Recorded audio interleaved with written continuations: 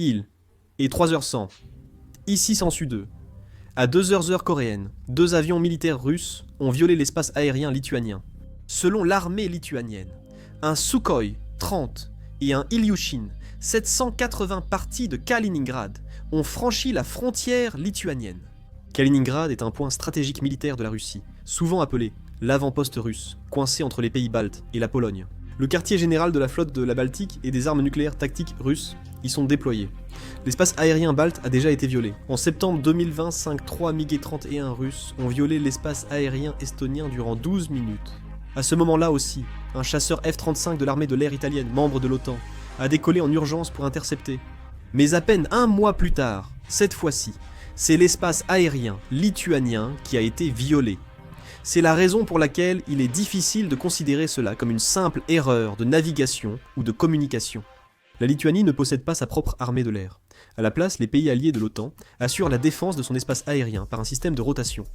Actuellement, 8 avions de chasse Eurofighter Typhoon de l'armée de l'air espagnole sont stationnés en Lituanie. Et lors de cette intrusion, ils ont immédiatement décollé pour poursuivre l'avion de chasse russe. Le ministère de la Défense lituanien a indiqué que l'escadron de Typhoon a terminé l'interception après la sortie de l'avion russe. Il reste difficile de savoir si c'était une provocation ou un signal plus grave. On observe attentivement la Russie, qui viole l'espace aérien balte depuis des mois pour tester les réactions.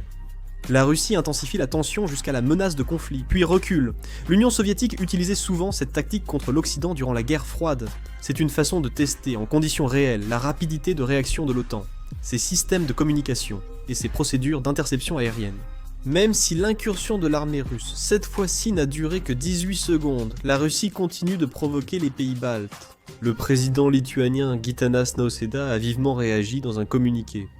Le décollage d'un avion militaire russe de Kaliningrad violant l'espace lituanien est une infraction grave au droit international et à notre souveraineté. La Lituanie répondra fermement à tout acte d'agression, a-t-il déclaré. Ces propos. La Lituanie est actuellement l'un des pays cités comme prochaine cible potentielle de la Russie après la guerre en Ukraine.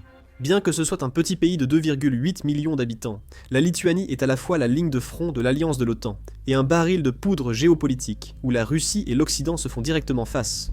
Ainsi, l'OTAN a renforcé la défense de la Lituanie et des pays baltes. L'Espagne, ainsi que les forces aériennes allemandes et françaises, surveillent l'espace aérien à tour de rôle.